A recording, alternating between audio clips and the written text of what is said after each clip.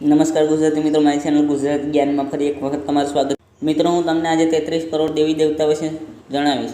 તો વિડીયો આગળ વધારવું તે પહેલાં જલ્દીથી વિડીયો લાઇક કરી સાથે ચેનલ સબસ્ક્રાઈબ કરી બેલ આઇકનને દબાવો, જેથી કરીને મારા નવા વિડીયો નોટિફિકેશન તમને મળે સૌથી પહેલાં. તમે ઘણા માણસો પાસે સાંભળ્યું હશે કે હિન્દુ ધર્મમાં 33 કરોડ દેવી દેવતા છે, અને કોઈ કહે છે કે આ હકીકત નથી પરંતુ ભ્રમ છે.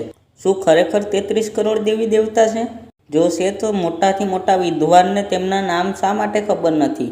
33 કરોડ દેવી દેવતાની કથા ક્યારેય એક સાથે શું કામ નથી આવતી? આ 33 કરોડ દેવી દેવતાની વાત વેદો અને પુરાણોમાંથી આવી છે. વેદોમાં લખ્યું છે કે એવા 33 કોટી દેવી દેવતા છે જેની પૂજા કરવી જોઈએ. વેદોમાં કોટી શબ્દ વપરાયો છે, કરોડ નહીં. તો શું કોટી શબ્દનો અર્થ કરોડ થાય છે? હા, કરોડને સંસ્કૃતમાં કોટી કહેવાય છે. પરંતુ તમે જાણતા હશો, એક શબ્દના ઘણા અર્થ થાય છે. ઉદાહરણ તરીકે અક્ષ. અક્ષનો અર્થ આંખ પણ થાય છે, રથ પણ થાય છે અને પૈડું પણ થાય છે. એવી જ રીતે કોટી શબ્દનો પણ બીજો અર્થ થાય છે. કોટી શબ્દનો અર્થ કરોડની સાથે સાથે પ્રકાર પણ થાય છે.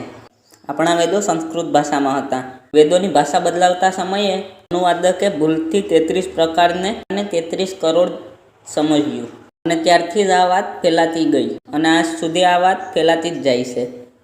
કહી દઉં કે 33 કરોડ નહીં પરંતુ 33 પ્રકારના દેવી દેવતા હોવાનો સાર વેદો અને પુરાણોમાં છે, જેમાંના 12 આદિત્યો, 8 વાસુ, 11 રુદ્ર અને 2 અશ્વિની કુમાર.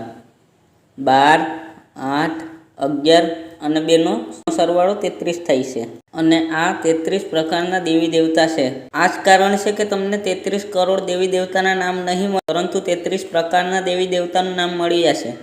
ખરેખરમાં 33 કરોડ દેવી દેવતા છે જ નહીં.